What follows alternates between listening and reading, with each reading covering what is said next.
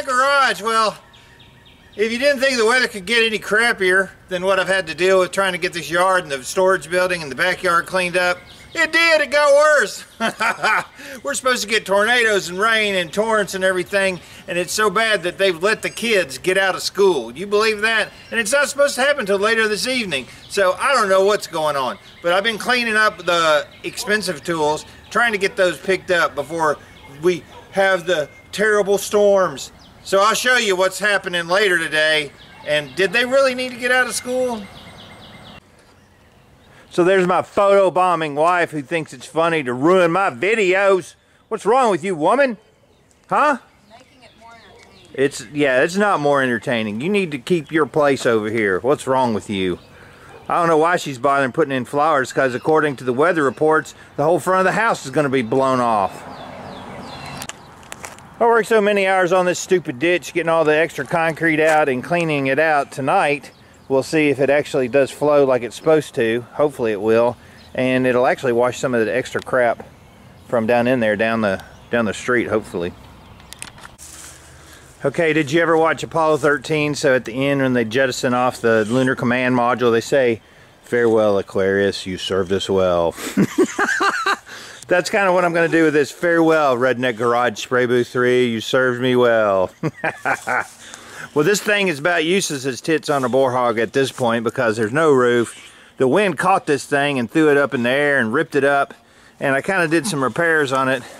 But now it's time to start cutting this thing up and maybe tarp this stuff. Some of this stuff I'm keeping. A lot of it's going to the trash dump.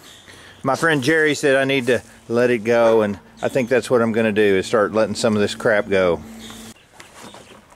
Now, if I'm lucky and we do get a tornado, if it comes through here and picks up all this crap and throws it into my neighbor's yard, I will not be upset. I think the storage building will be okay. I'm not really too worried about it. If we do get a tornado, then it'll just be gone and I'll have to buy another one. Building this building has been an exercise in frustration. Not really because of the building as much as just the weather has stopped me every time I've tried to turn around, get it finished. But that's one wall that is complete. That's the second wall that's almost complete. Got to put the siding on it, and then I got 2 side walls to build, and then pretty much it's ready to put together. Oh Lord, I got a whole truck full of crap, like 600 pounds of old tile where I cut it off when I was doing the tile work, and some old metal. So we're going to go to the dump. There's a jump car, a sob. Anyway, it's a beautiful day driving to the dump. I'm excited. Alright, we're here and it's 6.4 miles, so not so bad. They call this the Williamson County Convenience Center because if you live in an affluent suburb of Nashville, you can't call it a dump, but that's what the heck it is. Yeah, so coming here is always an experience. They get all kind of bent out of shape if you throw a styrofoam cup in something that says metal. I mean, it's crazy. So you got a couple different kind of people that work here. You got the people that are retired, they're just kind of bored, feel like sitting around the dump all day.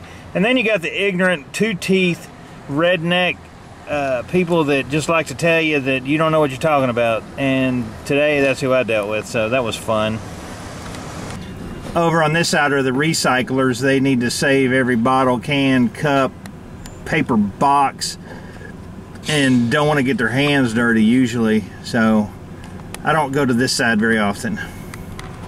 It's bad when you can't really tell, but I actually took a ton of stuff to the dump today and it's starting to get cleaned up. This is where I'm going to use the gravely in the back to build the new patio, and we bought something super cool. I'll show you what that is. We ended up getting this freaking gazebo. It's all metal, it's super cool. So that's going to be one of the projects, is getting that back patio built.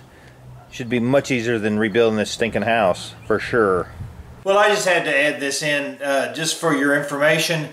We didn't get a tornado. We didn't get any rain to speak of. It was just really overcast. So the kids got out of school at like 10 o'clock.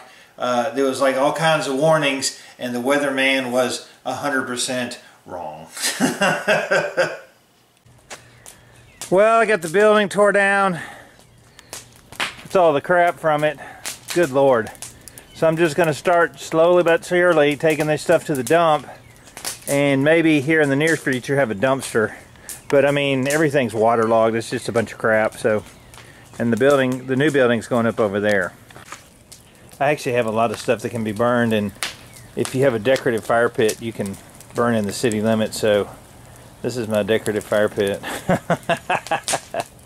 I'm tired, and I'm going to have a Michelob Ultra, look at my illegal fire, make my plans on how many times I can go to the dump here in the next couple days and get the rest of this junk cleaned up, because I'm ready for a patio. Keep watching. I might be able to get this cleaned up someday. Who knows? I'm David from the Redneck Garage. Keep turning wrenches.